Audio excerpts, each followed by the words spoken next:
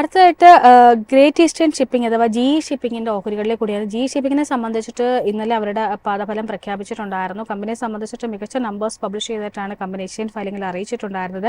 വരുമാനത്തിൽ ഓൾമോസ്റ്റ് ഒരു 17% year on year ബേസിസിലുള്ള ഒരു വളർച്ച രേഖപ്പെടുത്താൻ കഴിഞ്ഞിട്ടുണ്ട്.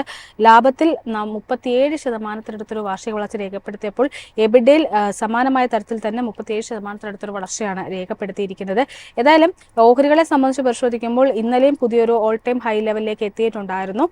അതിനുശേഷം ഇന്നിപ്പോൾ ഈ റിസൾട്ട് പ്രഖ്യാപിച്ചതിന് പിന്നിൽ മാർക്കറ്റ് ഓപ്പൺ ചെയ്തപ്പോൾ തന്നെ പുതിയൊരു റെക്കോർഡ് ഹൈ ക്രിയേറ്റ് ചെയ്തിട്ടുണ്ട്. പക്ഷേ ആ ഹൈ ലെവൽസിൽ ഒരു സെല്ലിംഗ് പൊസിഷനാണ് നേരിട്ടിരിക്കുന്നത്. ഓൾമോസ്റ്റ് ഒരു 2.5%-അടുത്തൊരു നേട്ടം നൽകാനായിട്ട് GE ഷിപ്പിങ്ങിന് കഴിയുന്നുണ്ട്. GE ഷിപ്പിങ്ങിനെ സംബന്ധിച്ചിട്ട് നമുക്ക് ബജറ്റുമായിട്ട് കൂടി ചേർത്ത് പറയാൻ സാധിക്കുന്ന ഒരു സെക്ടർ ഓഹരി കൂടിയാണ്. കാരണം ബജറ്റുമായി ബന്ധപ്പെട്ടിട്ട് ഇപ്പോൾ നിലവിൽ ഈ ഒരു മാരിടൈം ഇന്ത്യയുടെ ഈ ഒരു ഷിപ്പിംഗ് മേഖലയ്ക്ക് വേണ്ടി വലിയ തോതിൽ പ്രഖ്യാപനങ്ങൾ ഉണ്ടാകുമെന്നൊരു പ്രതീക്ഷ ഇപ്പോൾ അനലിസ്റ്റുകൾ മുന്നോട്ടേക്ക് വെക്കുന്നുണ്ട്.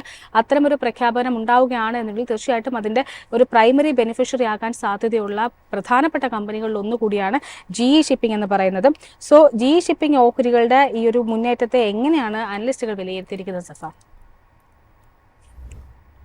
ടെക്നിക്കലി സ്ട്രോങ് സ്റ്റേറ്റിലാണ് ഈ ഒരു ഓഹരിയും ട്രേഡ് ചെയ്യുന്നത്. റീസെൻ്റ്ലി നമുക്കൊരു പ്രോപ്പർ ബ്രേക്ക്ഔട്ട് ക്യാൻഡിൽ ഫോം ചെയ്ത് 28 ജനുവരിയിലാണ്. ഈ ഒരു സ്റ്റോക്കിനെ സംബന്ധിച്ചിടത്തോളം ലോങ് കൺസോൾട്ടേഷൻ ആയിരുന്നു. അതായത് കൺസോൾട്ടേഷനിൽ പോലും ലോവർ ലെവലിന് ബൈയിങ് ഇൻട്രസ്റ്റ് ആണ് കാണാൻ സാധിച്ചിട്ടുണ്ടായിരുന്നത്. അതായത് strong pocket pivot volume action, അതായത് ടെക്നിക്കലി സ്ട്രോങ് സ്റ്റേറ്റിൽ ട്രേഡ് ചെയ്യുന്നത്.